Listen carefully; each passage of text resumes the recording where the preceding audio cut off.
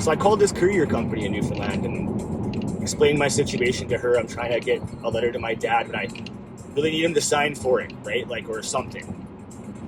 So she says, yes, bye. Send me the letter and I'll go out there today and I'll do it for you. So I get her the letter. She prints it off and heads out to his house. Knocks on the door. He answers, but he won't sign for it, right? He says, I don't know what this is. I'm not taking it. I'm not signing for it.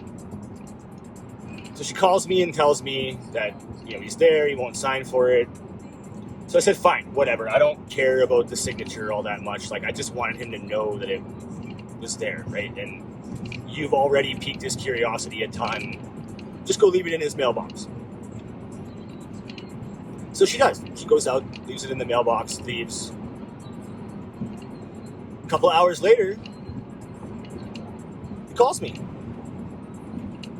Tells me that, what I had in the letter was pretty much bang on.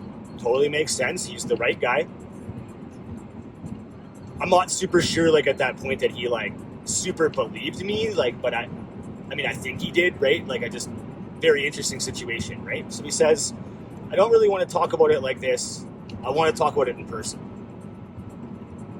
So I says, okay, I'm halfway across the country, but I'll come down and I'll meet you.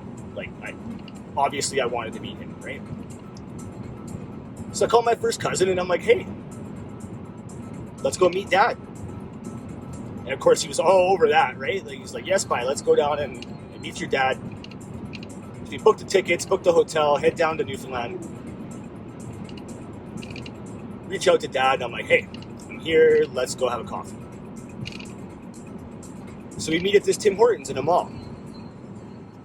And it was the most interesting experience I've ever had. Showing up to the mall that whole day, I had been looking for probably 3 years at this point almost to find him, right? This has been the craziest journey. My mom continues to lie to me, won't tell me anything.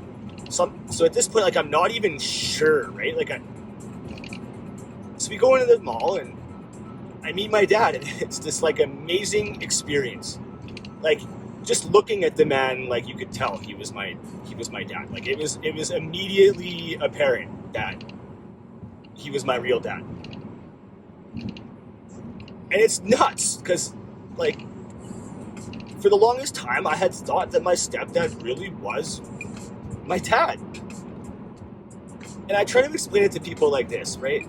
Have you ever seen The Matrix? There's a scene in the movie where just after Neo is unplugged, he's in a room, he's recovering, all the needles are out of him, and Morpheus comes in and Morpheus talks to him, right? Make him feel better. And he just basically tells him that he never unplugs a mind from the Matrix after a certain age because the damage can just be incredible. It's hard to let go. And it totally feels like that, right? When you spend your entire life and your family and it's your identity and everything is built up around this, right? Who your family is. And it changes. It's incredible. So we hang out for a couple of days. I'm only in town for about a week, so hang out a few times. And Mom finds that I'm in town. So she's like, what are you doing in town? So I meet her for lunch, and I go over to her work, and she comes outside, and we talk for a bit, and I'm like, yeah, I'm here to meet Dad.